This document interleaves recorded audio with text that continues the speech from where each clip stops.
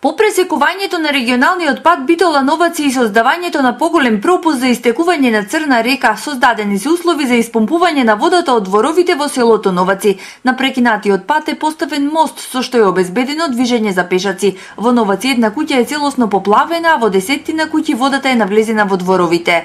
Во нашата куќа наполно е уништена. Сега потребно ние домо да ни се способи. Сега пошто немаме ни куќа, ни покуќина, ништо, само душите. Мора да се работи. Нон-стоп излева водата, гледате сами од домовите. Се презедува сите мерки кои што можеме ние да ги преземеме со помош на волонтери, луѓе, активисти, цела ноќ се тука. Се грева за еден сат, два е 10 сантими, веќе почне да влегва дома водата. Ако најдеме пумпи да појди преку каналот и насипот, може ќе се подобри ситуацијата. Министерот за транспорт и врски Милијана Киевски денеска ги посети критичните точки во Новачкиот и Прилепскиот дел. Ке донесеме поголем број на пумпи за да се испумпаат дворовите, веќе има создаден услови да се испумпа водата од дворовите. Ова прилика користам уштенаш да апелирам до општините да ги активираат своите кризни штабови и да се подготват за утрешниот ден, бидејќи повторно не очекува влажен бран.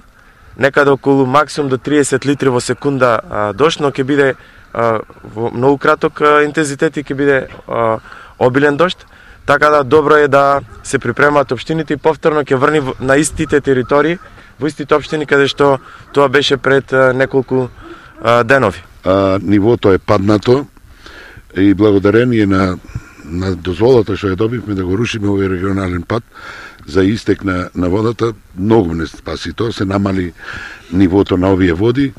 Овие води се усмерени према Рибарци и Гнеотино, према 10-тиот канал. Имаме ангажирано преку 50 работници од комуналец, а додека пак војската полни врејки со песок во касарната и сите тие врејки се носат овдека да бидат затворени две критични точки на градска река. Довечер ќе бидат затворени.